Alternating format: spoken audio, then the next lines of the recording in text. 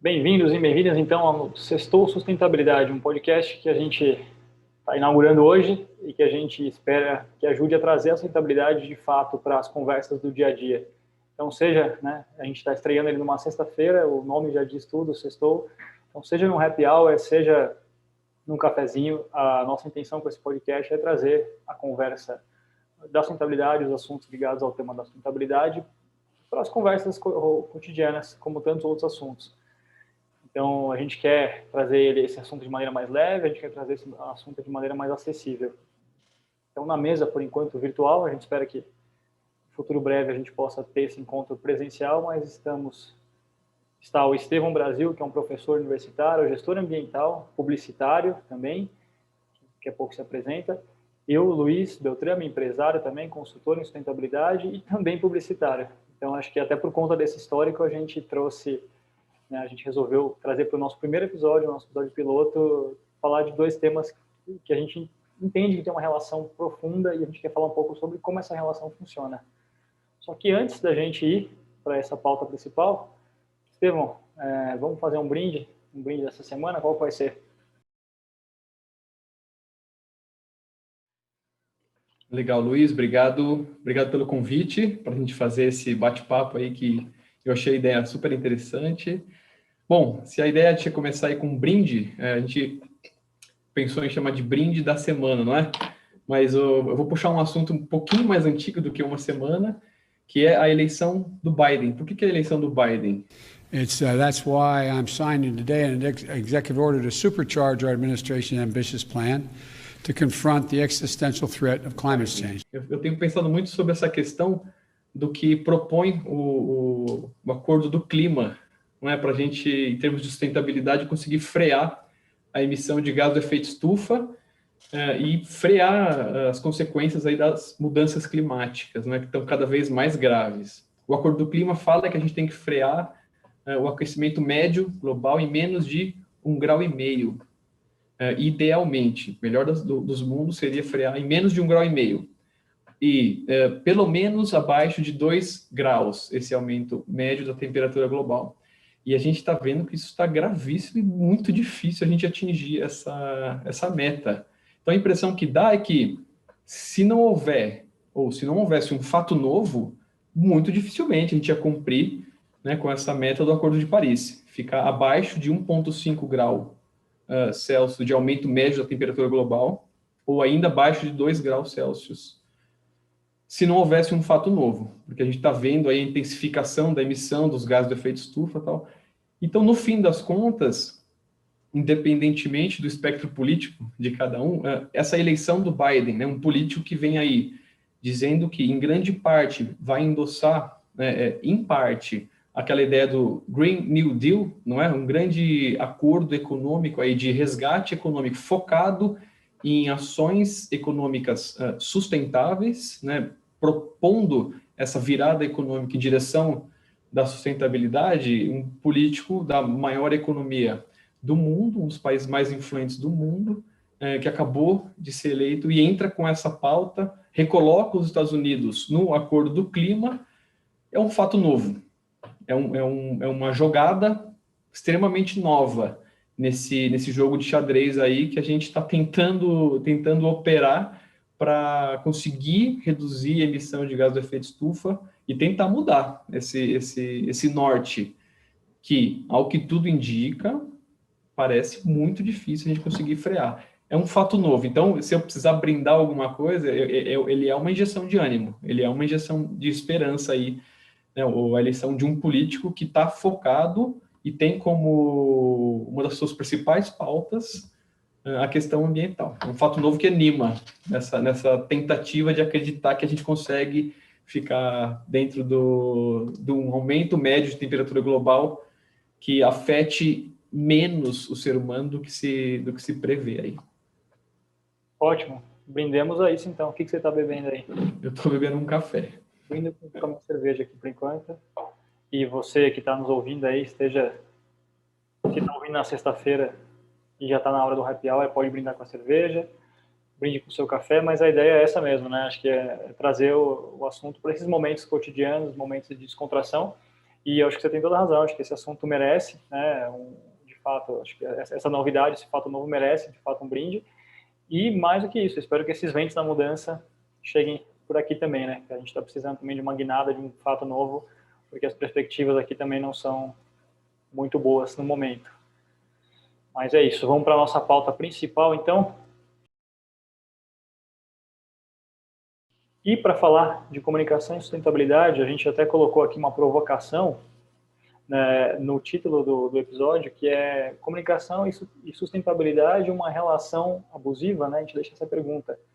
Então, Estevão, vou começar te provocando, te perguntando, você acha que essa relação, de fato, ela é abusiva hoje? E aí eu acho que antes da gente até falar dessa relação, só da relação em si, mas acho que é legal olhar para trás. Então, como que essa relação da comunicação... E aí, comunicação, acho que é importante também um ponto a gente dizer que a gente está falando principalmente de comunicação publicitária, né? A gente está falando da comunicação mercadológica, que tem um objetivo muito claro. E a gente entende que essa comunicação, né, que esse tipo de comunicação, ela tem uma relação com a sustentabilidade.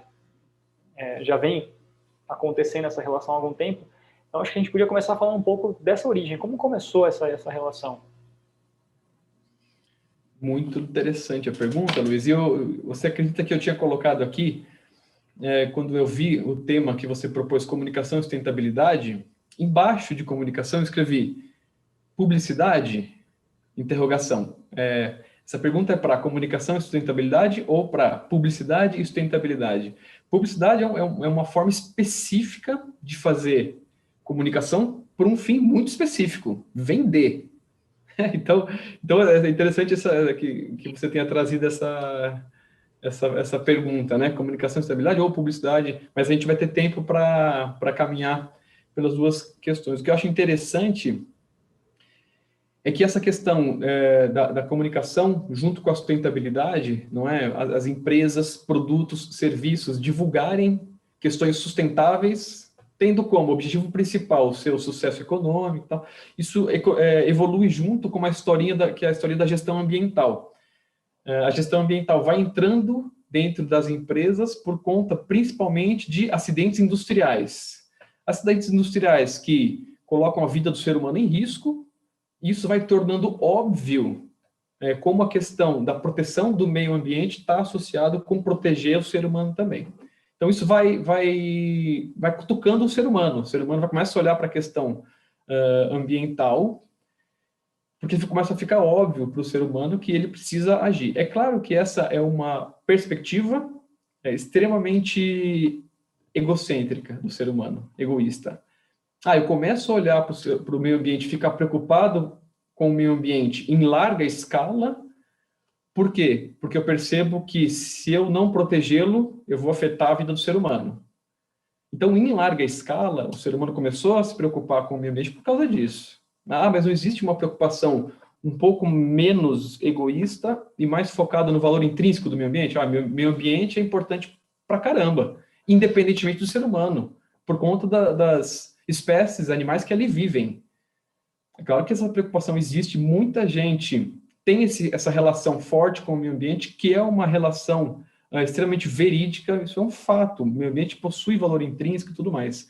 Mas em larga escala, uma grande preocupação do ser humano com o meio ambiente, só aparece mesmo quando ele começa a perceber que o meio ambiente poluído, o meio ambiente devastado, isso traz prejuízo para ele. Isso vai evoluindo ao longo do tempo. Anos 70 e anos 80, as indústrias tentando fazer só o que a legislação manda. Anos 80 e anos 90, as empresas começam a perceber que se elas se mobilizam lá dentro para fazer algumas questões interessantes do ponto de vista ambiental, como consumir menos insumo, ser mais eficiente, além de proteger o meio ambiente, elas ganham mais dinheiro.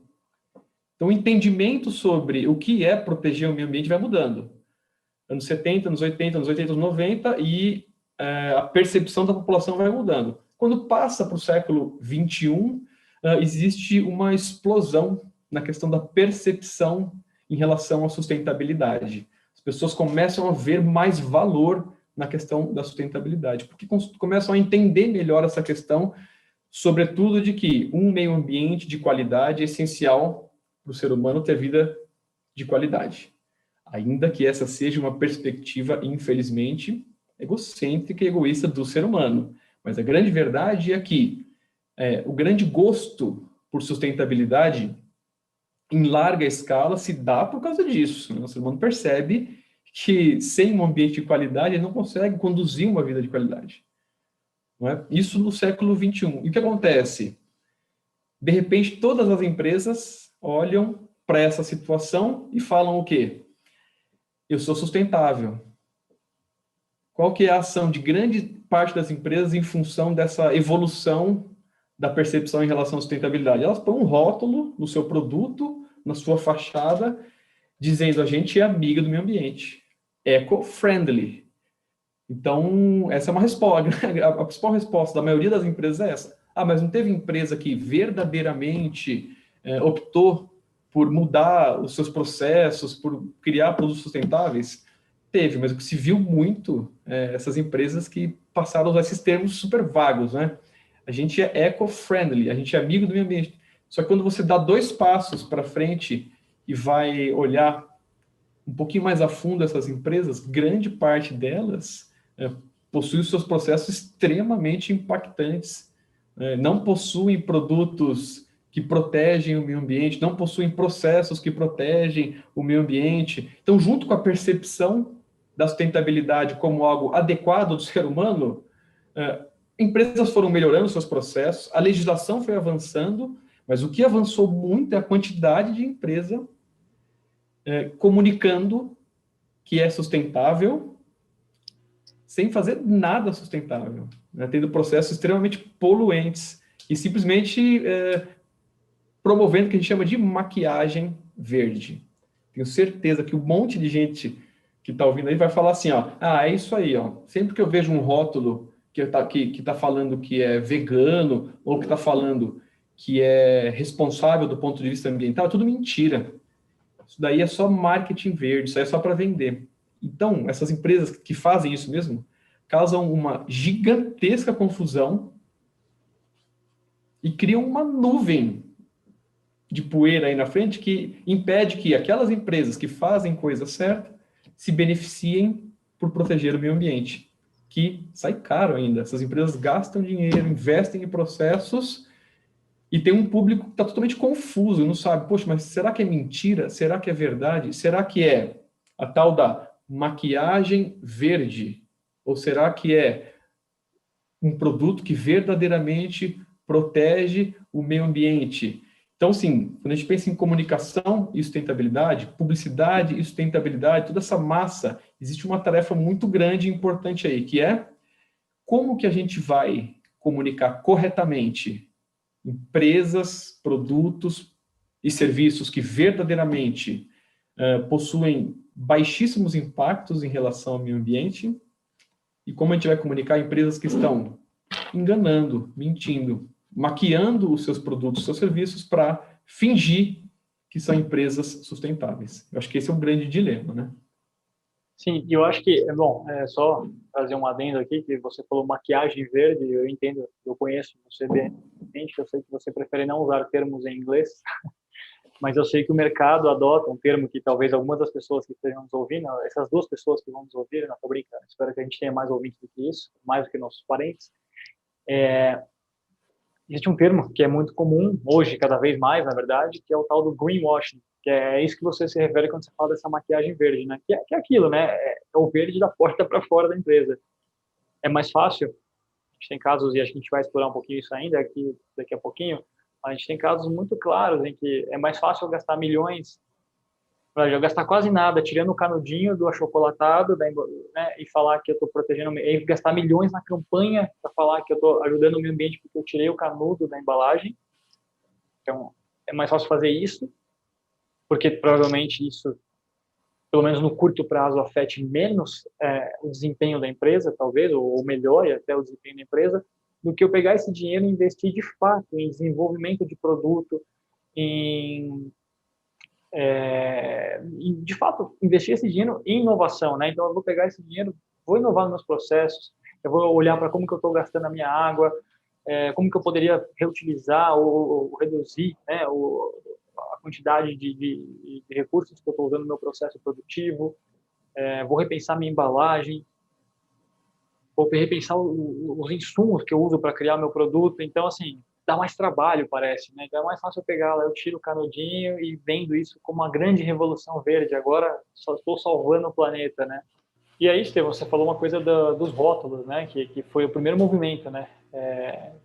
Eu vou lá, coloco no meu rótulo o eco-friendly, alguma palavra, algum jargão que mais confunde ou desinforma de fato do que informa. E a gente sabe que essa prática é muito comum. E existem até, né, já foram relatados os 7 pecados da rotulagem ambiental. Acho que é um assunto legal para a gente trazer aqui, porque começa a ajudar as pessoas também, né, quem está fazendo a compra, olhar para as embalagens, conseguir identificar talvez alguns desses pecados, ou mesmo se não for na embalagem, mas na comunicação publicitária de fato, né, no anúncio, começar a entender quais são os caminhos que a publicidade usa para ludibriar e para criar essa falsa impressão de sustentabilidade. O que você acha de a gente falar um pouquinho disso daí? Muito legal, muito legal. Aí eu vou martelar naquela questão que eu acho que é a chave, né? Quando a gente pensa em comunicação e sustentabilidade, publicidade e sustentabilidade, existe um rol de coisas que são importantes. Então, uma delas é o grande desafio de comunicar adequadamente para o público qual que é o produto e o serviço que efetivamente promove benefício ambiental. Qual que é o produto e serviço que promove grande prejuízo ambiental. Esse é um grande desafio. Então, entendeu? Eu coloco isso porque tem uma série de outras questões que nós vamos falar aqui, elas são importantes, mas eu gosto de puxar isso para o centro, porque daí derivam as soluções que a comunicação, com as quais a comunicação pode auxiliar para a sustentabilidade efetivamente avançar. Então, a questão dos selos e certificações que são promovidos por uma terceira parte, não é uma empresa independente, uma empresa reconhecida pela sociedade, que vai fazer a análise do produto de uma outra empresa, vai fazer a análise do serviço de uma outra empresa, e essa empresa específica, ela vai dizer se esse produto que está sendo avaliado, se esse serviço que está sendo avaliado, possui parâmetros adequados do ponto de vista ambiental, possui parâmetros bacanas do ponto de vista específico, seja de consumo hídrico, seja de consumo energético, ou ainda seja em relação ao sofrimento animal. Então, essa questão das certificações avançou, e isso é grande parte da resposta para esse dilema que eu coloquei. Né? Como comunicar adequadamente sobre se um produto e serviço, ele efetivamente protege o meio ambiente, ou mitiga, né? Reduz o impacto ambiental. Antes de falar um pouquinho das certificações, Luiz, o que eu acho legal é assim, é o tal do greenwashing, é isso mesmo que você falou. Grande parte da comunicação coloca essa prática como greenwashing. Eu faço esse bate-bola com greenwashing e a tal da maquiagem verde, porque eu acho que no português também ela é bem explícita, né, quando a gente fala. Essa prática chama-se maquiagem verde, que é passar uma maquiagem e fingir que o produto ou o serviço ele é sustentável, que é o greenwashing. Tanto que, ao pé da letra, alguns autores no início traduziram e a tal da lavagem verde. Mas quando eu li essa tradução da maquiagem verde, eu fiquei com ela. A maquiagem verde ela é muito explícita, né, para dizer o que está sendo feito. Então, em termos básicos, o que é o greenwashing, a maquiagem verde? Um produto, um serviço, uma empresa finge que o produto promove benefício ambiental, do seu rótulo, nos seus textos, no seu site, né? Isso é o básico, mas isso não basta, porque isso é tão simples que se fosse só isso, a maioria das pessoas perceberiam. Tem os tais pecados do greenwashing que você comentou, os pecados da maquiagem verde, são questões que vão além. São 7 que eles colocam, eu vou ler alguns aqui, só para a gente ter uma ideia de como eles podem ser mais... A armadilha pode ser maior do que simplesmente, está mentindo. Vou dar um exemplo aqui, um pecado do greenwashing. Pecado do custo ambiental camuflado. Vou ler um trecho rápido de um site que ele coloca assim: o rótulo ou a empresa tal, destaca uma qualidade verde do produto e esconde outras características que podem representar uma perda ambiental maior. Já ouviu falar da empresa Vale, Luiz? Já ouviu falar da empresa Samarco? O grupo que produziu o pior impacto ambiental da história do Brasil em mais de 500 anos, né, com o estouro da barragem de rejeitos de Mariana. Se você entrar hoje no site da Vale, vai ter vários projetinhos legais lá, ambientais, vai ter provavelmente um mico-leão na capa e vai ter lá todas as informações que provam, por A mais B, que a Vale e a Samarco são empresas sustentáveis. Elas que produziram o pior acidente ambiental da história do Brasil.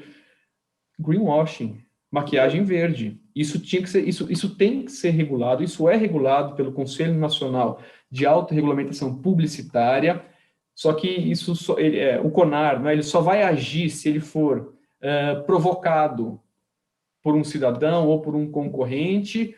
No entanto, existe uma análise, até que grau ele pode agir ou não pode, mas veja bem, né, será que a Samarco, ela deve, o Estado, a sociedade deve permitir que ela tente convencer todo mundo que ela é sustentável através de narrativas e discursos? Isso tem que ser dito, isso tem que ser conversado. Né? Em que pé que está os processos de mitigação que eles têm que conduzir com relação a esse acidente? Né? Então, esse é um pecado, o pecado do custo ambiental camuflado. Cara, eu queria fazer um adendo aqui, porque a gente está falando dessa questão do custo ambiental camuflado, e você usou o exemplo, acho que perfeito, da Vale, uma empresa de capital aberto, né, uma empresa que está na Bolsa de Valores, e assim como ela, tantas outras, uma coisa que elas têm e que é maravilhoso, né, parece um mundo das maravilhas, são os relatórios de sustentabilidade que elas produzem. Então você pega o relatório dessas empresas, não estou falando só da Vale, acho que tem tantas outras aí que a gente já viu, né, algumas conversas até nossas, informais em outros tempos, e aí você olha para esses relatórios e fala, nossa, então essa empresa realmente é a empresa mais sustentável do mundo, né, porque ela está ajudando em um monte de frentes aí, está lá com os ODS, né, os Objetivos de Desenvolvimento Sustentável alinhados à estratégia, que bacana. E, como que uma empresa que, como você falou, é responsável pelo maior desastre ambiental da história do Brasil, e aí, por outro lado, tem um relatório de sustentabilidade que está bonitinho, bacana, e aí a gente vai ver, de fato, as notícias, né, sobre a Vale, o desenrolar dessa história toda, dificuldade para pagar as pessoas, pagar as indenizações, tudo. Então, assim, é assunto cabeludíssimo, acho que nem vale a gente entrar aqui, eu só queria realmente fazer esse adendo, porque eu acho que é uma coisa que a gente vai falar mais pro final também, que a comunicação também envolve, e acho que é uma parte fundamental, que é a questão da transparência e a questão dos relatórios, né? Como que você relata como que uma empresa pode relatar aquilo que ela está fazendo em prol da sustentabilidade, aquilo que ela está fazendo sustentável ou não, né? Quais são os impactos de fato dessa empresa? Então acho que isso é um assunto longuíssimo, a gente vai falar rapidinho, acho que, né, hoje sobre essa questão específica dos relatórios, né?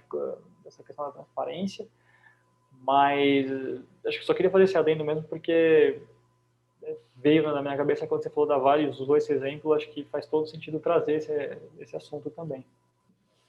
De fato, quer dizer, o relatório é uma grande peça desse quebra-cabeça de comunicação que grande parte das vezes é utilizado para promover maquiagem verde. O relatório é uma das grandes peças, né? E aí é importante discutir.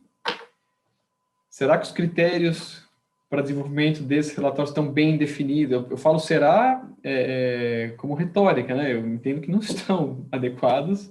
E será que é interessante que sejam relatórios tão complexos e tão extensos, ou que pelo menos eles pudessem ser instados, as empresas pudessem ser instadas a promover também versões extremamente minimalistas desses relatórios, 1 página, 2 páginas, com os principais indicadores de desempenho, de forma que fossem pudessem ser entendidos por todos de forma simples, né? 4, 5, 6 indicadores, e que qualquer um pudesse olhar e falar, a empresa está assim, assim, assim, ao invés de um relatório de 100, 200, 300 páginas, né? Que quem vai entender é só alguns acadêmicos da parte técnica, tal, e para o público, para o cidadão comum, isso não vai significar muita coisa em termos de definir qual empresa que ele considera mais adequado para os seus valores. Mas então, puxa, Luiz, imagina que esse é um dos pecados. Então, quer dizer, a maquiagem verde, ela pode ser praticada de várias formas. Custo ambiental camuflado, vou falar mais algumas Só para ter uma ideia de como isso pode ser complexo. Um outro, pecado da incerteza. Olha como que é colocado. Quando o consumidor não entende a informação passada e confunde significados. Alguns exemplos estão nas expressões natural, quando é feito produto natural. Só que mercúrio é um produto natural, né? Arsênio é um produto natural e são extremamente tóxicos ao ser humano. Amigo do meio ambiente, ecologicamente correto, eco-friendly. Então, uma sugestão é importante fugir desses produtos que colocam esses termos vagos, incertos. Isso, muito provavelmente, é a prática da maquiagem verde. Pecado do culto a falsos rótulos. Vou ler rapidinho. O produto transmite a impressão errada quando parece que tem um selo confiável e não tem. Tipo desenhos de uma arvorezinha ou de um planeta fofo, que estão ali só para encher linguiça e podem confundir o consumidor. Adorei essa definição. Um planeta fofo. E não tem nenhuma declaração precisa do tipo 77% do insumo é de origem reciclável. Tem um planeta fofo, uma arvorezinha. Está induzindo o consumidor a achar que aquilo gera algum benefício ambiental. Pecado da irrelevância. Quando é dado destaque para informações que não são importantes ou úteis na busca do consumidor. Um exemplo citado no estudo é quando uma embalagem traz a mensagem não contém CFC. A gente sabe que CFC é um gás que destrói a camada de ozônio, que está proibido desde a década de 80 pelo Protocolo de Montreal. E até hoje, algumas empresas que têm produtos que não têm nenhum diferencial ambiental colocam não contém CFC. Porque está na mente das pessoas que CFC é ruim. Eu vou comprar esse porque não tem CFC. Ora, é totalmente irrelevante não ter CFC, porque é proibido desde a década de 80 não conter CFC. Não é? Inclusive, essa proibição, que começou pelo Protocolo de Montreal, não é? Está trazendo bons resultados em termos de reduzir o buraco na camada de ozônio. O que traz esperança. Eu acho sempre legal esse exemplo, né? Porque é um impacto de relevância global, né? Um impacto global. A gente sempre acha que impacto local e regional a gente consegue manejar, mas que manejar um impacto global talvez a gente não seja capaz. Sempre que eu venho com esse meu olhar pessimista, alguém com um olhar otimista, felizmente, fala, lembre-se do buraco da camada de ozônio, que é uma questão global e que o ser humano está conseguindo reverter. Com a questão do Protocolo de Montreal. Então, a gente precisa, né, Luiz, desses... Eu, quando te conheci, eu costumava dizer que eu era um otimista irreparável. E eu não falo isso há muito tempo. Então, eu tenho tido contato com algumas pessoas otimistas, inclusive num dos cursos que você conduziu, e tinha alguns participantes super otimistas, foi tão interessante, né? Isso foi muito bacana. E me lembrou a questão por conta do greenwashing e desse pecado da irrelevância, eu lembrei da questão do CFCs e do buraco da camada de ozônio, que é uma questão, um impacto global que tá avançando em termos adequados. Mas eu pensei alguns dos 7 pecados para a gente ter uma ideia de... o greenwash ele é complexo, a maquiagem verde é complexa, né? As empresas podem estar usando a narrativa de enganação através da sustentabilidade de diversas formas diferentes. E você falou essa questão do CFC, né, dessa guinada que de fato houve, né, na história. E eu acho que a comunicação tem um papel importante, né, porque é o que você falou, isso foi lá na década de 80, mas, cara, tá na cabeça das pessoas até hoje. Que é isso, ficou com aquela mensagem, e aí acho que a gente começa a olhar um pouco para o papel da comunicação do lado bom, né, que conseguiu, cara, a comunicação lá atrás, né, foi feito um esforço global, como você disse, e de fato as pessoas compraram essa ideia do CFC ser um problema. Então, assim, acho que de fato esse é um bom caso por nos dar a esperança de que é possível reverter algo em escala global, como a gente está sofrendo agora com as mudanças climáticas, por exemplo, né, e com pouquíssimo tempo, como você citou logo lá no começo, e que a comunicação, e nós que viemos dessa área e guinamos depois para a sustentabilidade, mas nós que viemos dessa área, acho que a gente pode respirar um pouco menos culpado e mais aliviado por termos estado na comunicação ou por fazermos parte um pouco desse universo, porque a gente sabe que a comunicação tem um potencial, né? Ela pode fazer a diferença. E está aí uma das grandes provas, que é essa questão da camada de ozônio e o quanto a prevenção contra o uso do CFC e tudo que foi feito a partir daí, como a comunicação pode ser um elemento-chave. E aí, cara, acho que falando da comunicação como um elemento-chave, você falou, né, dos pecados, e ainda assim, a gente falar dos pecados, a gente só está falando do problema, né? E aí a pessoa que está nos ouvindo pensa, cara, tá, legal, as empresas fazem isso, e eu só estou me sentindo pior agora porque eu estou me sentindo mal no mercado e estou sentindo que eu estou sendo enganado o tempo todo.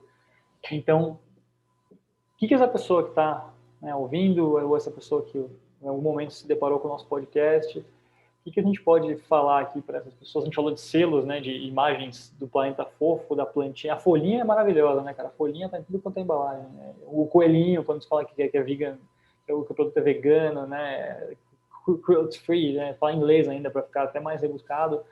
Então, acho que para além das imagens fofas, quais são os selos de fato que a gente pode, né, indicar para as pessoas, ou como identificar um selo que de fato diz alguma coisa para as pessoas? E aí eu preciso fazer justiça agora, Luiz. Por que eu preciso fazer justiça? Agora é a hora de a gente tentar fazer um pouco de justiça. Por quê? Porque a empresa que investe dinheiro para proteger o meio ambiente, investe dinheiro para não causar sofrimento animal, certo? Para fazer algo diferenciado, ela também vai ter que pôr uma folhinha, também vai ter que pôr o coelhinho, certo? E por trás tendo certificações sérias, empresas de terceira parte. Olha a confusão, né? Aí a outra empresa que só faz a maquiagem verde está colocando o seu coelhinho também, criando aquela cortina de fumaça. Então, existe um desafio para a comunicação associado à sustentabilidade gigantesco. É o que fazer, para onde percorrer. Antes de eu avançar, Luiz, só para dar o devido crédito aqui, eu fiz a leitura das definições dos 7 pecados associados à maquiagem verde. Eu peguei no portal veganismo.com.br. Acho legal, então, a gente falar para as pessoas que estão ouvindo, que o Estevão acabou de citar a fonte, né, de onde ele tirou as informações, e a gente vai colocar depois também na descrição do episódio alguns links relevantes, então, coisas que a gente citar aqui, que venham de outras fontes, né, que a gente possa referenciar vocês, para chegarem ao conteúdo original, a gente coloca lá na descrição do episódio. Uma comparação que eu achei interessante aqui, então, houve aquela escalada de interesse pela sustentabilidade, não é? Anos 70, anos 80, bem tímida, anos 80, anos 90 aumentando, e explode depois do ano 2000, no século 21. E a quantidade de selos e certificações percorre o mesmo caminho. Anos 70, 80, muito incipiente, quase não tinha. Anos 80 e 90 vai aumentando um pouquinho. E depois do ano 2000 explode de certificações. Então, uma coisa vai paralelamente à outra. Existe o problema da maquiagem verde, mas existe muita gente correndo atrás para tentar sanar esse problema. E as certificações de terceira parte, né, que são as certificações feitas por empresas especializadas, que vão avaliar os produtos, que vão avaliar os serviços, elas foram avançando também. Fiz uma coletânea rápida aqui de principais selos. Por exemplo, 1978, você tem notícia daquele que teria sido um dos primeiros, tal do Blue Angel, você deve ter ouvido falar, Blue Angel, Anjo Azul, na Alemanha, 1978. Green Seal, o selo verde, nos Estados Unidos, 1989, olha os pulos. Ecolabel, né, o rótulo ecológico na União Europeia, 1992. Foi pipocando, aumentando, depois do ano 2000 isso explode. Inclusive selos que tratam de várias questões ambientais juntas e selos específicos. No Brasil a gente conhece alguns mais agora. O Procel, todo mundo conhece o do Procel agora, né? Acho que está no micro-ondas, está na geladeira, está no carro também. Eficiência energética. Né? Aquele produto é eficiente, não é eficiente, qual é o consumo? O FSC, que é aquele de manejo florestal. Então, dificilmente a gente vai comprar um pedaço de papel, muito dificilmente, que não de uma empresa que não seja certificada pelo FSC, por conta da necessidade dessa certificação para conduzir um manejo florestal focado na produção de papel. O LEED tem ficado cada vez mais famoso, aquele associado com o setor da construção civil, da arquitetura, explodiu. um monte de selo. Esses selos são uma resposta a essa tentativa de organizar esse mercado. Muito provavelmente é a principal resposta que a gente tem, Luiz.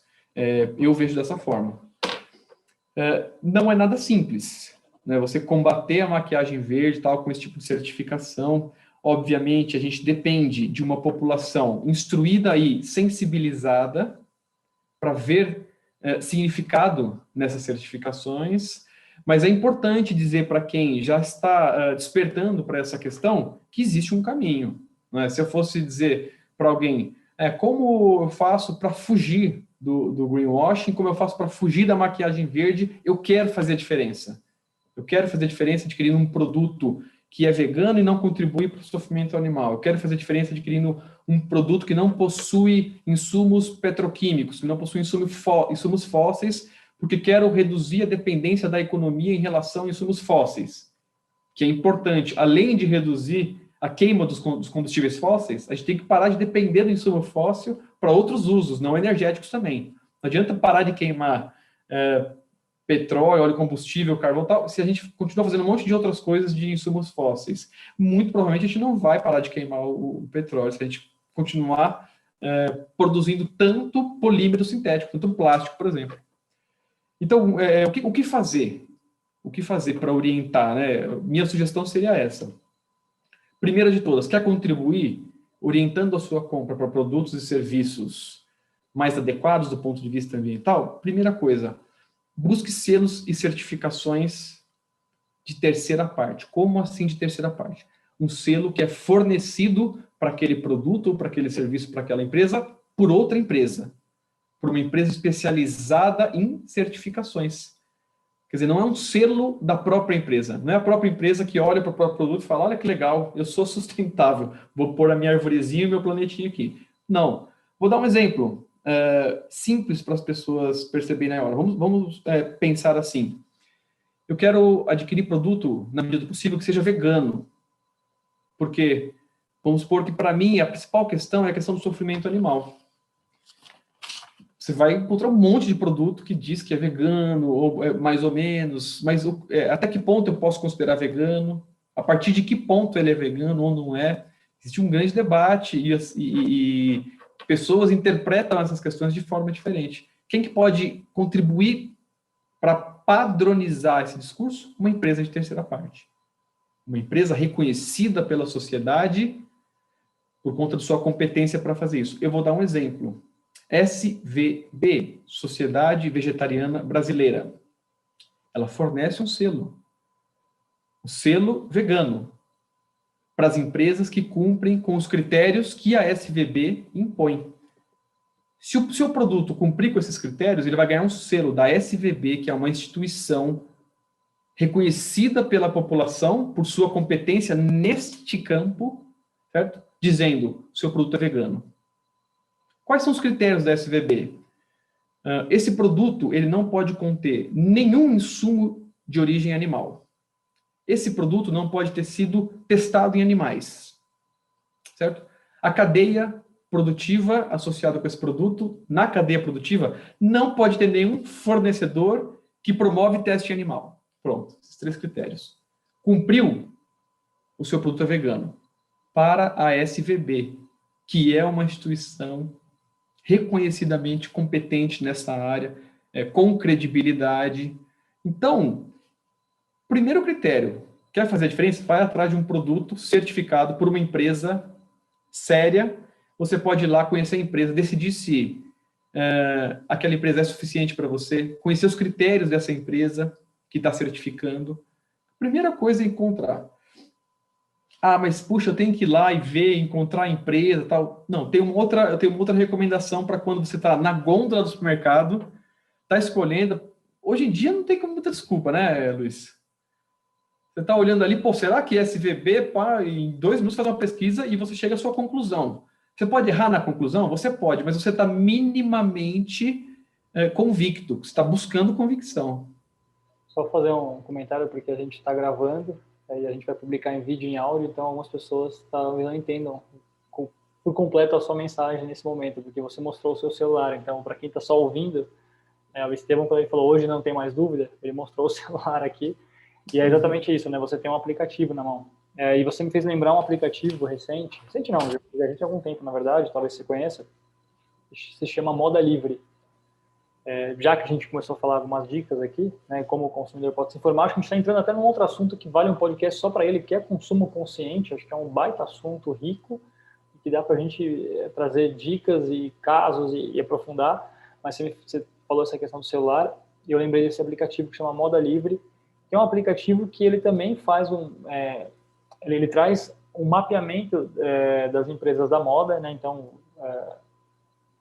você vai lá numa C&A, uma Renner, e você, por meio do aplicativo, você consegue saber quais são as práticas que essa empresa tem com relação ao trabalho escravo, por exemplo.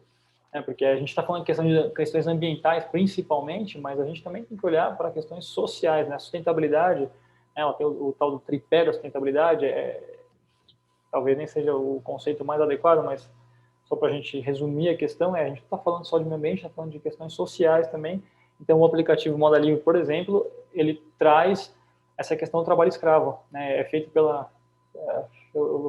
Eu sei que é vinculado ao jornalista o Sakamoto, e ele tem lá um trabalho muito forte com, acho que é Repórter Brasil, se eu não me engano, o nome da organização ao qual ele está vinculado. É um trabalho muito forte com essa questão do trabalho escravo. Então, é bastante sério o trabalho, e aí eles têm uma avaliação, lá são 3 critérios com relação à transparência das informações dessas empresas em relação às práticas, por exemplo, do trabalho escravo, né? O quanto elas, de fato, fazem uma checagem, como você falou, da cadeia de valor, né? Porque é isso também, acho que a gente... E a missão do consumidor é difícil, né? Porque a missão do consumidor e das empresas também é difícil, né? A gente entende que... Mas a gente precisa começar de algum ponto, né?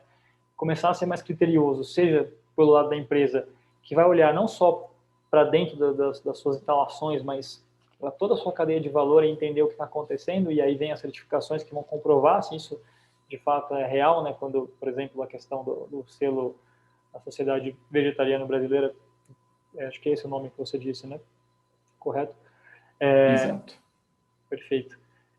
Então, ela vai olhar para essas questões, e aí eu lembrei também, trazendo mais uma situação aqui de selos, que é o Sistema B, né? Que hoje... Acho que ele ainda não é tão presente na gôndola, como você disse, né? Acho que a gente ainda não tem tantas empresas na gôndola. Consigo lembrar de algumas aí, de produtos de limpeza, por exemplo, a BioWash. Eu sei que a Mãe Terra, né, que foi comprada pela Unilever, mas especificamente a marca Mãe Terra, ela é certificada, né, Sistema B. A Natura tem lá o seu sistema, é certificada. Então, o Sistema B, ele olha para questões ambientais, ele olha para questões sociais, e é uma avaliação muito rigorosa, uma avaliação feita, acho que, se não me engano, a cada 3 anos. Então, se essa empresa de algum momento deixou de fazer alguma coisa, ou ela fez só para certificação e depois, né, que a gente sabe que isso pode acontecer também, existe essa reavaliação para que ela continue mantendo e podendo usar o selo nas suas embalagens. Então, são alguns aqui que a gente citou. Talvez você tenha mais alguns para falar, Estevam? Ou já... Não, em termos de selo, acho que são bons exemplos, né? SBB, a empresa B, tem essas certificações fornecidas pela IBD, né? São empresas bastante relevantes, mas a grande, eu entendo, Luiz, que a grande mensagem aqui é, primeiro critério para quem quer fortemente fazer diferença, começar a conhecer essas certificadoras, e quando olhar na gôndola, e, por exemplo, como você comentou, a empresa B, que baita certificação rigorosa, que olha que coisa curiosa, que consegue certificar através de uma avaliação criteriosa que aquela empresa está comprometida com gerar resultados exitosos do ponto de vista coletivo para a sociedade, que reduzem diferença social. É dificílimo fazer essa investigação. A empresa, a certificação B é reconhecida por fazer isso com maestria. E você, depois que entende tudo isso, você está no supermercado e vê, está em dúvida entre 2 produtos, e você vê, nossa, ele é certificado B, ele é empresa B. Isso já, e muito provavelmente já é um critério para você falar, ótimo, vou optar por esse daqui, porque eu sei que eu vou estar contribuindo para reduzir diferença social. Então, em termos de sugestão, a primeira questão para mim é essa, avançar nesse entendimento de quais são essas certificadoras, quais são os seus critérios, e quais são os produtos que são certificados por essas certificadoras. Aí eu iria para o meu segundo conselho. Estou sem tempo de ver a certificação, ver o selo e tal. Está na gôndola, viu ali algumas declarações do produto ou a empresa falando, uma questão é a precisão. Declarações vagas, como a gente falou, amiga do meio ambiente, eco-friendly, ecologicamente correto, 99% de certeza que está praticando fortemente maquiagem verde e atrapalhando toda a busca por sustentabilidade. A empresa séria, ela está ali. Por exemplo, você citou a BioWash, que quando vai colocar, ela põe vegano. Logo embaixo de vegano, você vai encontrar algumas questões precisas. Como assim vegano? Muito próximo de vegano, você vai encontrar declarações dizendo sem testes em animais. Você vai encontrar mais alguns pontos dizendo sem insumo de origem animal. Você vai encontrar nenhum fornecedor promove teste animal. Isso vai avançando na precisão das informações. Ou seja, você fica com a liberdade de decidir se aquelas informações precisas são suficientes para você. Então, a precisão, segunda dica que eu dou. Primeira busca certificação. Não está com tempo de pesquisar, está ali, mas não quer também fazer uma compra irresponsável? Busca declarações precisas. Nada de coisa vaga. E a terceira, busca uma coisa que a gente chama de conferência facilitada. Se no rótulo tiver ali uma declaração precisa e você vê ele te oferecendo a possibilidade de conferir o que ele está falando, por exemplo, acessa aqui, entra e vê lá como é verdade, acessa e vai ver como isso daqui é verdade, e aí você acessa e vai conferir, esse convite super simples, fácil, e essa conferência precisa, são indícios de que muito provavelmente a empresa é correta. Quando essa conferência você vai conferir, é tudo meio nebuloso, não é preciso, declaração vaga, muito provavelmente você está no caminho da maquiagem verde. Então, essas 3 grandes sugestões. Busca certificação, conheça certificadores e seus critérios. Segundo, busque precisão nas declarações de sustentabilidade. Terceiro, busque produtos que facilitem a conferência do que está falando. E confira.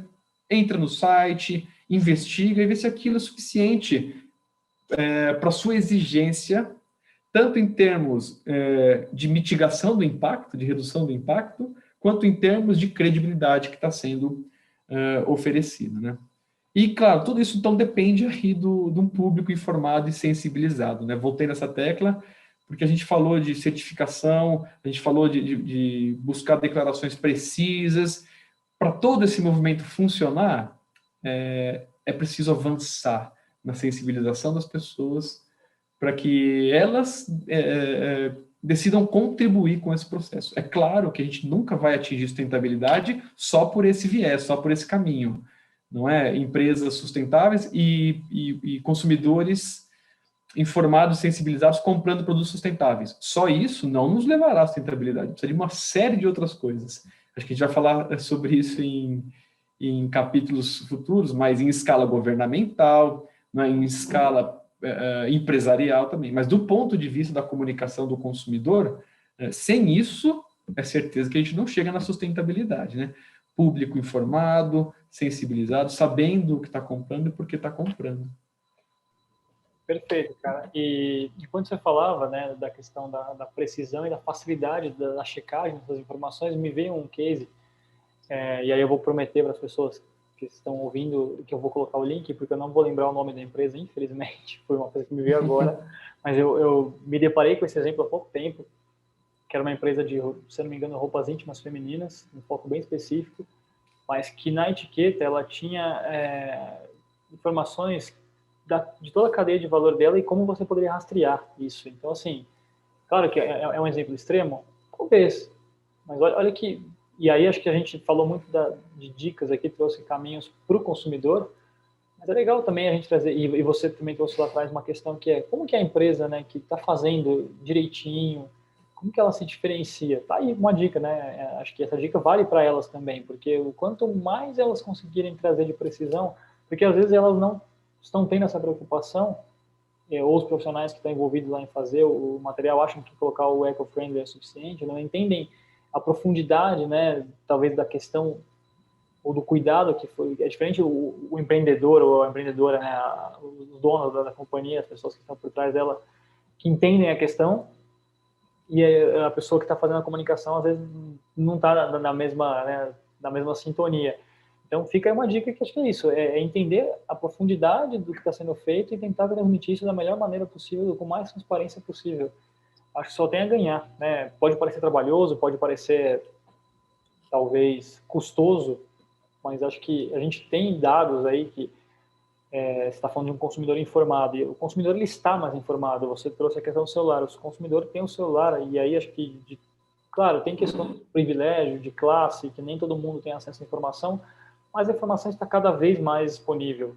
Então, o consumidor está ficando cada vez mais informado. Então, se você, né, é uma empresa correta que está fazendo isso, que está buscando esse caminho da sustentabilidade de maneira correta, né, de acordo não só com as normas, mas de fato buscando gerar valor, né, que você falou a questão do sistema B que coloca o selo, né, são empresas que de fato querem gerar valor coletivo, né, então acho que isso está acontecendo, o consumidor está de olho nisso, então um caminho para as empresas é esse, e aí acho que a gente já falou bastante também de uma questão que seria talvez, a gente tem uma pauta aqui, né, e essa talvez um dos fechamentos aqui da nossa pauta era falar um pouco do viés positivo, né? Porque a gente bateu muito na tecla da maquiagem verde, do greenwashing.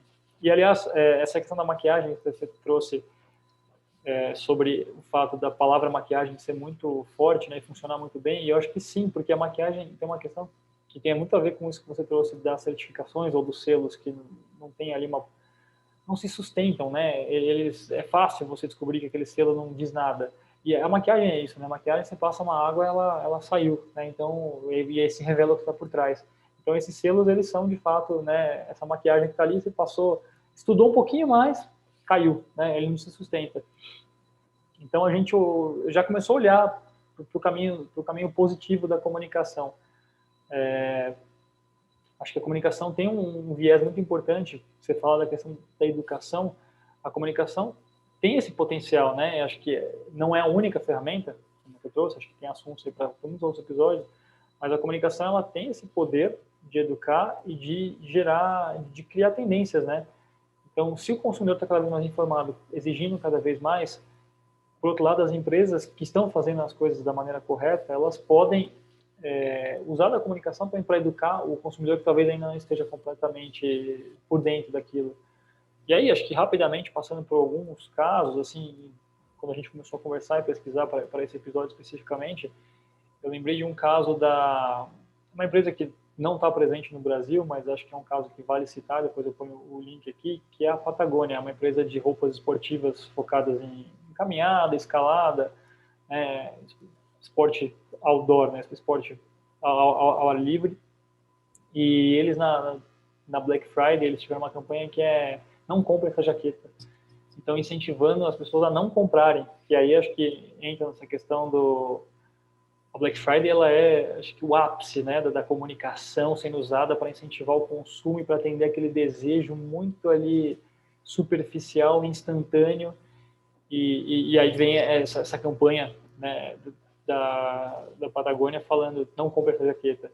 E aí a Patagônia tem uma série de outras, né? Acho que ela sempre é um grande exemplo, falando em sustentabilidade, em comunicação, em diversos aspectos, na verdade, mas ela tem várias outras frentes, por exemplo, reformar roupas, né? Então, de fato, eles têm esse papel, né, muito claro de tentar educar o consumidor, de mudar o mercado, e aí acho que entra um pouco, né, das empresas que estão desejando fazer a diferença, que querem uma comunicação mais transparente, uma comunicação mais efetiva. Acho que esse papel de educar o consumidor passa pelas empresas também, né? Passa por, em vez de, na Black Friday, por que eu, em vez de entrar na onda, eu conheço uma outra empresa também que incentivou as doações para projetos culturais, projetos sociais, em vez de compras no site. Então, assim, se é da boca para fora, se aproveitou para se diferenciar, não sei, né? Acho que vale a gente avaliar profundamente cada caso. Mas está aí oportunidades, né, de usar aí uma data que é extremamente consumista, como a Black Friday, por exemplo, e passar uma mensagem contrária. Falar, não consuma, não compre, né? E tem que ter coragem, né? uma empresa que vive, né, de resultado financeiro, vive de vender produtos e diz para o seu consumidor, não compre. Então, passa por talvez um novo modelo mental, passa por um novo estágio de consciência, acho que é uma evolução grande, mas está aí, estão alguns caminhos possíveis, né?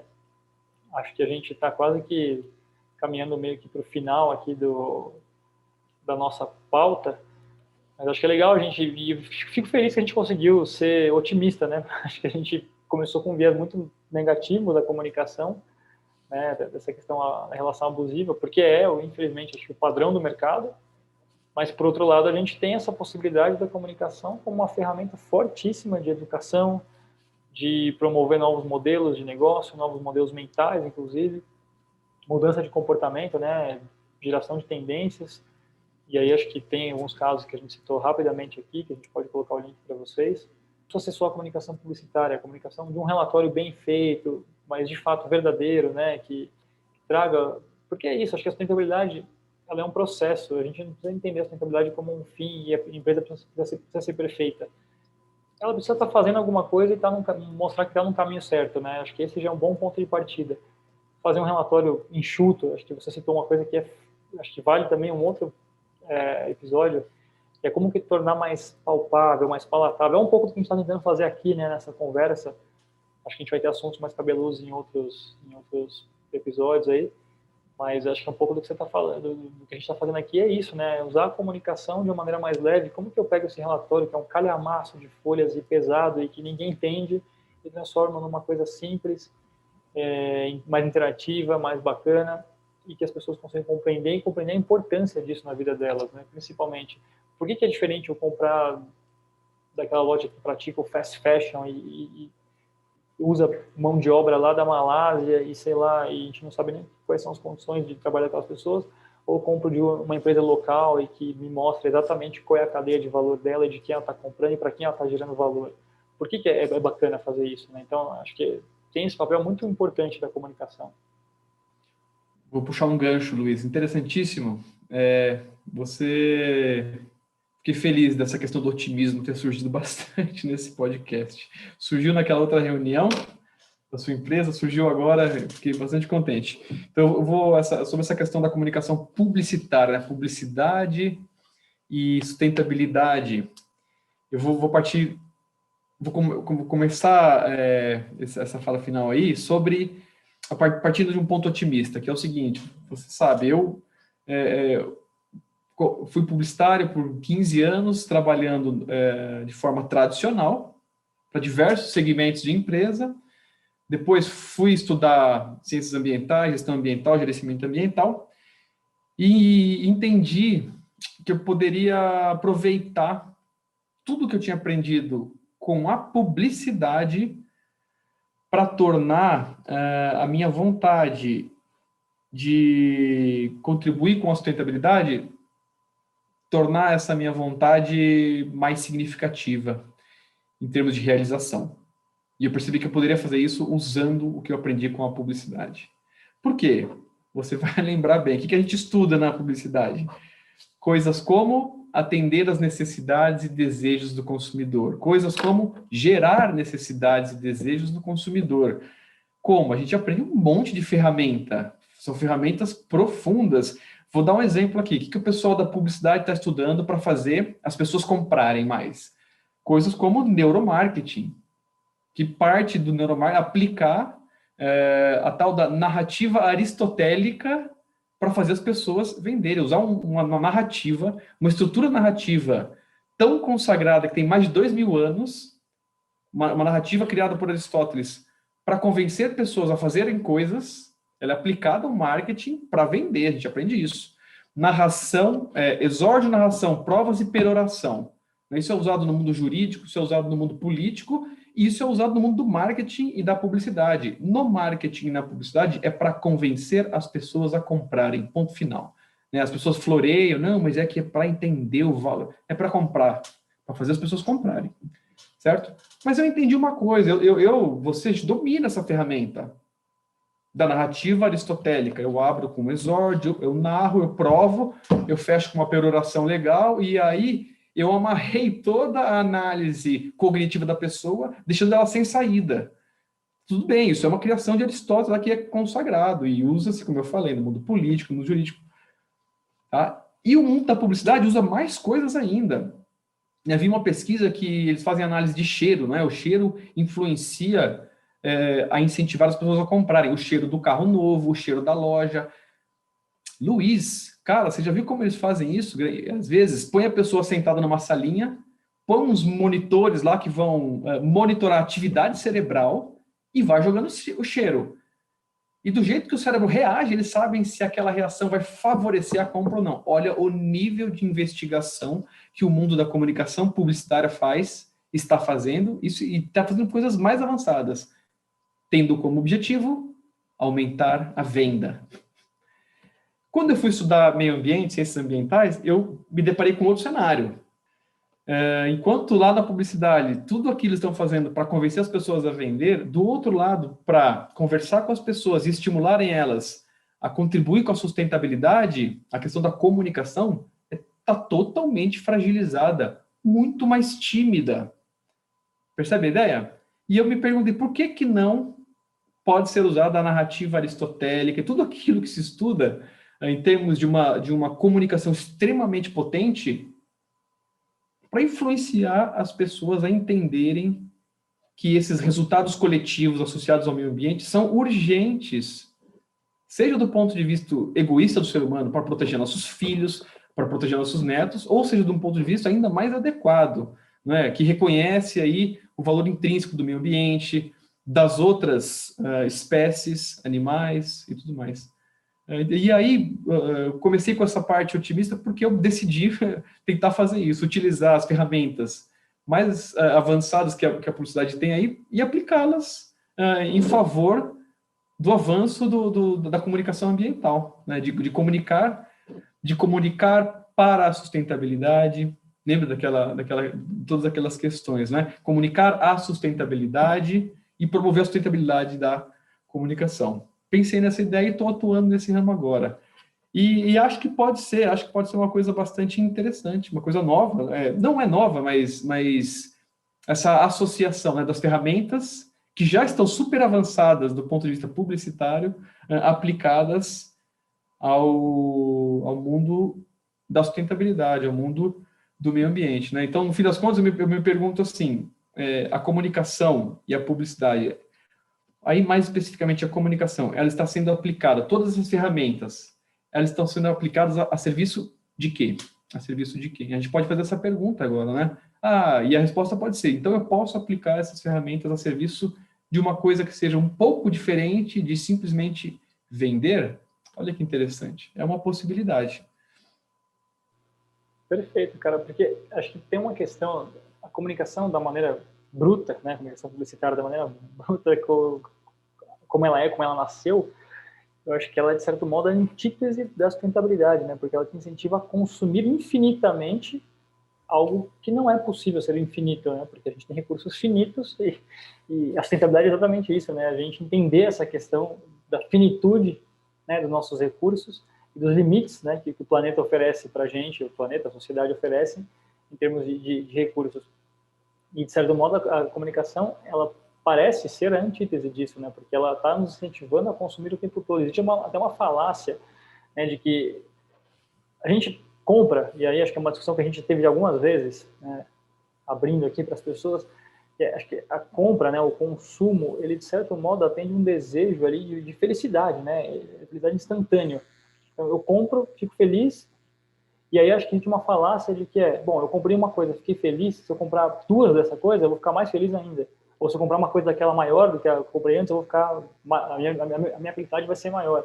Só que não, né? Acho que tem pesquisas sobre isso já que mostram que existe, quando a gente chega num determinado patamar de questão financeira, por exemplo, de bens, isso deixa de influenciar na felicidade, no bem-estar, né? O dinheiro, ele ajuda até um certo ponto. Dali para cima, acho que ele ajuda até um certo ponto de que você deixa de se preocupar com questões fundamentais da sua sobrevivência, do seu bem-estar, né? E aí, dali para cima, cara, não há. Então, acho que existe esse viés da publicidade, essa face da publicidade, da comunicação, que é o lado ruim, né? O lado como antítese da sustentabilidade, Mas acho que existe esse potencial enorme da publicidade, da comunicação, de se usar todas essas ferramentas para comunicar algo que, infelizmente, é complexo, né? Eu vi uma frase da Greta Thunberg, né, aquela ativista sueca, que liderou as movimentações estudantis na Europa e tal. Ela falou que a crise climática ela não é encarada como prioridade, né? Isso no mundo inteiro, porque as pessoas não veem ela como uma crise.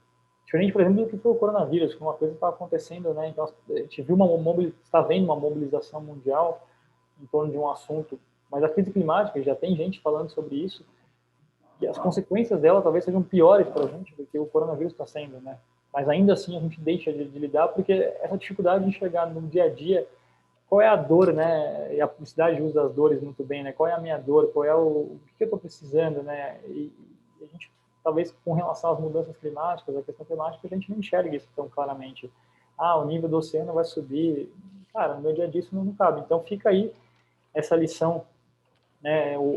Essa missão para os comunicadores de forma geral e para as pessoas da área de sustentabilidade, que eu acho que tem também um papel importante a desempenhar e uma lição a aprender, que é como comunicar melhor, né? Como ser mais palatável, mais palpável para as pessoas, e acabar com essa barreira que existe. Acho que a gente também pode aprofundar isso em outros momentos, mas existe uma barreira clara, né, entre a questão da sustentabilidade, os assuntos relativos a essa área e ao quanto isso afeta o dia a dia das pessoas.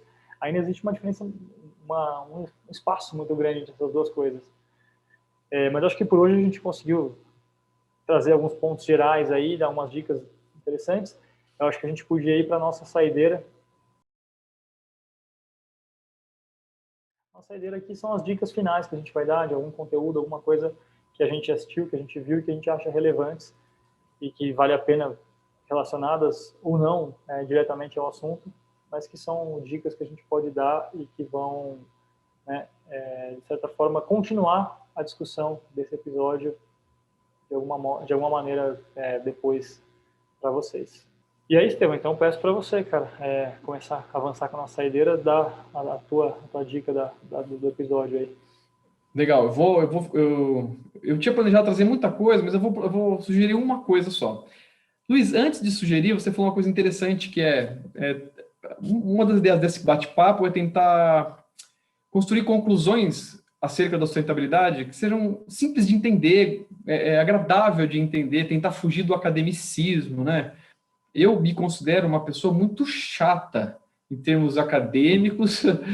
Sei que você está rindo porque eu já ouvi isso muita gente, e para mim é um esforço. Acho interessante esse esforço de falar de forma não acadêmica, porque a gente estuda de forma acadêmica, não é? E aí a tendência é repassar o conteúdo dessa forma. E esse exercício de transformar para uma linguagem do dia a dia, ele é excelente. Eu tenho visto alguns elogios acerca dos cientistas na pandemia, uma questão super interessante. Os cientistas estão vindo a público para explicar coisas super, hiper complexas acerca de microbiologia, não é? E essa aproximação da academia com a imprensa, com o público. Eu falei tudo isso para pedir licença, Luiz, para fazer um academicismo chatíssimo no fim, porque você tocou num assunto que eu adoro, que é essa questão de quanto mais a gente compra, parece que menos bem-estar eu consigo extrair do que eu comprei. Isso é uma análise das ciências econômicas que eu adoro, e eu não treinei para deixar isso pouco chato. Então, eu vou falar do jeito chato. Se alguém tiver interesse, pode pesquisar, porque eu vou sugerir, em termos de conhecimento específico das ciências econômicas ambientais, que são interessantíssimos, que é decrescente utilidade marginal.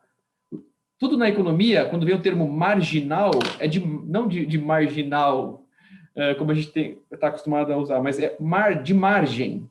O que está na margem, ou seja, a próxima coisa que vem, está na margem. Decrescente utilidade marginal. Então, o próximo item que você compra, por isso marginal, o próximo item que você compra e adiciona na sua vida, tem menos capacidade de te oferecer bem-estar. E o próximo, menos ainda. E o próximo. Isso é óbvio, não é? O seu primeiro carro te traz um monte de felicidade, está na garagem. O seu segundo, agora você tem 2 carros, um pouco menos. O quinto carro que você põe na garagem, se você já tem 4 carros, esse quinto carro vai adicionar muito pouco bem-estar para você. Então, existe uma lei econômica que é a decrescente utilidade marginal. Do outro lado, cada item que você compra e adiciona à sua vida, esse item também está exposto a uma lei que é o crescente custo marginal associado ao meio ambiente. Cada novo item que precisou ser produzido para você comprar, ele produziu um impacto ambiental ainda maior. Por quê? Porque o pedaço, entre aspas, de meio ambiente adequado que resta é cada vez menor. E é cada vez mais essencial. É cada vez uma porção de água mais essencial. Uma porção de ar mais essencial. E o próximo item que vai ser produzido, que vai poluir o ar e poluir a água, vai poluir um pedaço mais essencial do meio ambiente. Então, cada item adicional produzido, desenvolvido pela economia para a gente consumir, cada item, ele está associado a uma decrescente utilidade marginal, vai te gerar menos bem-estar, e a um crescente custo marginal do meio ambiente, vai produzir mais impacto ambiental ainda. Então, se a economia continua crescendo, a retirada de bem-estar do ser humano, ela é exponencial. Desculpa por jogar esses termos econômicos aqui no meio do caminho, porque essa análise é muito interessante. Se alguém tiver interesse, pesquisa, dá para compreender essa conta, ela é assustadora, mas a teoria é muito legal. Vou avançar para a minha sugestão, então, Luiz, para a nossa saideira aqui. É um documentário que já tem algum tempo, eu não vi o ano corretamente, acho que depois você vai colocar lá para o pessoal poder acessar, dá para colocar o ano tudo certinho. Eu tenho 99% de certeza que o nome do documentário é The True Cost, o custo verdadeiro, que ele narra justamente uma questão que você estava falando, Luiz, sobre a indústria da moda e da fast fashion, acho que é assim que se fala, né? Da fast fashion, a moda rápida, né? Que muitas pessoas caem na armadilha de achar que, se eu compro camisetas baratas de R$9 e depois no outro mês compro outra, é um jeito de eu ser sustentável. E é exatamente o contrário. Comprar várias peças de roupas novas e jogar fora, e comprar e jogar fora e comprar. Essa é uma indústria extremamente poluente, que gera desigualdade social, que não tem nada de sustentável, e às vezes investir um pouquinho mais num produto que vai durar 3 anos, 4 anos, você vai estar sendo muito mais sustentável, contribuindo, talvez, para uma cadeia de valor muito mais justa. Então, eu vou deixar para o pessoal assistir esse The True Cost, o custo verdadeiro, e tirar suas conclusões aí. É extremamente impactante, né? Vai mostrar aí como os países, principalmente no Sudeste Asiático, são utilizados para oferecer a sua mão de obra extremamente barata, em condições de trabalho extremamente precários, muitas vezes condição de trabalho análogo à escravidão, né, para sustentar um custo irreal, baixíssimo, né, dessa fast fashion que ocorre principalmente aqui no Ocidente. Então, essa é a minha sugestão. E acho que se eu falei o nome errado, depois dá para a gente corrigir ali onde a gente vai colocar, né, Luiz? Eu acho que você falou certo, mas sim, depois a gente verifica. Legal. Se não me engano, você falou corretamente. Eu vou, em vez de dar vou dar 2 dicas. Uma delas você até começou a citar na tua fala anterior, aqui, uma das últimas, que você trouxe a questão da comunicação da sustentabilidade, comunicação para a sustentabilidade e a sustentabilidade da comunicação.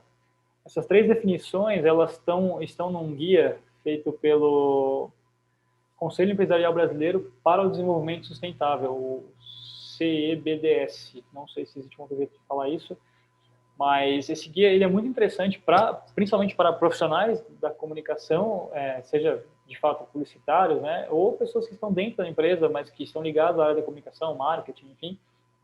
Acho que é um guia que ele traz exatamente. Então, acho que em termos práticos, como essa comunicação pode acontecer, né? E algumas frases bem interessantes do tipo, é preciso agir, gerar resultados e depois comunicar, né? Porque acho que o comunicar é muito fácil, que acho que veio um pouco do que a gente trouxe lá no começo, né?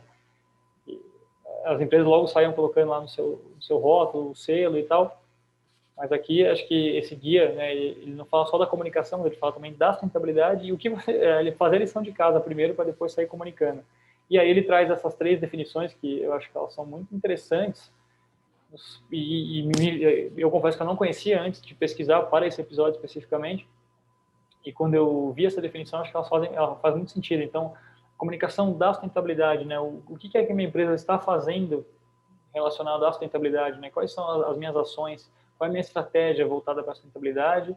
Depois a comunicação para a sustentabilidade, aí tem muito a ver com a questão da educação do consumidor, né? Eu comunico para gerar sustentabilidade. E por fim, um olhar que é muito interessante, acho que pouco pensado, que é a sustentabilidade da própria comunicação. Então, é um olhar de fato para o meu processo, né, de trabalho. Então, quais materiais eu estou usando na minha comunicação, as pessoas, então, o olhar social, por exemplo, quais são as pessoas, quanta representatividade eu estou trazendo para a minha comunicação, na questão ambiental, então, tem a questão dos materiais, a questão até de fornecedores que eu estou usando ou deixando de usar.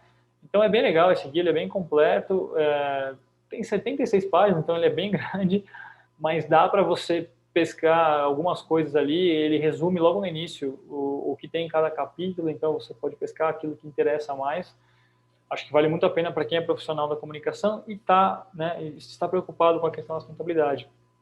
A minha outra dica, para a saideira aqui, é também um documentário, é um documentário que está na Netflix também, ele não é tão recente, também não lembro o ano, assim como você, Estevão, mas é um documentário chamado I Am, e ele toca em questões que você trouxe aqui, e eu também, sobre essa questão do consumo e felicidade, né? E, bom, mas resumidamente o documentário é interessante porque é um cineasta, um diretor de cinema, ele fez filmes como clássicos, como Ace Ventura, Todo Poderoso e algumas outras comédias. E aí esse cara, num determinado momento da vida dele, sofreu um acidente de bicicleta, ele teve uma concussão no cérebro, ele passou a sofrer muitas dores, né, e ter pensamentos depressivos, e aí ele até traz no começo do documentário um pouco desse panorama, ele diz que e eu também não conhecia isso, mas quem sofre esses problemas, a questão da concussão, muitas vezes é levado à depressão, às vezes é levado até ao suicídio, né, afeta, né, o cérebro de tal maneira, e ele também vivia com dores, e ele, enfim, foi um momento de iluminação na vida dele, em que ele pôde rever algumas questões, e aí ele resolveu juntar lá um grupo, depois que ele teve uma melhora, juntou um grupo uma equipe de produção, e ele saiu para entrevistar grandes pensadores, desde religiosos até cientistas, filósofos, e ele saiu para conversar com essa galera para entender, então, o que está de errado com o mundo, né, o que está errado com o mundo hoje, e aí tem muito a ver com essa questão do consumo e desse desejo, né, constante de consumo, e o que a gente pode fazer para mudar. Então, fica a dica, ele é bem interessante, acho que traz muito dessas questões que a gente está discutindo aqui, acho que enquanto consumidores, enquanto comunicadores, enquanto profissionais da sustentabilidade, são reflexões que vale a pena a gente fazer. E aí dizer que, de fato, a gente está começando esse trabalho, então é o primeiro episódio, a nossa primeira tentativa, a gente pretende lançar, então, um novo episódio a cada 15 dias, nesse início, pelo menos. Depois a gente pode pensar em mudar e aumentar essa frequência, mas a princípio vai ser um episódio a cada 15 dias. Para a gente ter tempo de estudar, a gente ter tempo de levantar informações, trazer dicas bacanas. Como no futuro breve, eu espero, a gente vai começar a trazer convidados aqui, então, para a mesa, né? Para brindar com a gente, para conversar com a gente aqui. Acho que vai ser bacana trazer pessoas. Por enquanto, a gente está só nós dois, acho que trazendo um pouco da nossa bagagem, um pouco da nossa vivência. E se a gente pede, né, acho que vai ser muito interessante se vocês que estão nos ouvindo aí puderem nos mandar uma palavra aí para dizer o que acharam, se vocês gostaram, se não gostaram, do que não gostaram, o que mais a gente pode falar. A gente, por enquanto, não está em nenhuma rede social, não está em nenhum lugar, mas a gente vai disponibilizar aqui um endereço de e-mail, então, sextousustentabilidade@gmail.com. Então, esperamos que esse episódio possa ter agregado informações para vocês, e a gente espera essa palavra de vocês, esse comentário, essa sugestão, essa crítica. Fiquem à vontade para que a gente possa melhorar e possa trazer, de fato, um episódio bacana a cada 15 dias para vocês. Então é isso, Estevão. Sextou? Sextou, Luiz. Obrigado de novo pelo convite. Adorei a ideia. Espero poder ter contribuído um pouco aí com a desmistificação dos caminhos envolvendo sustentabilidade. Valeu. Valeu demais, cara. Valeu, gente.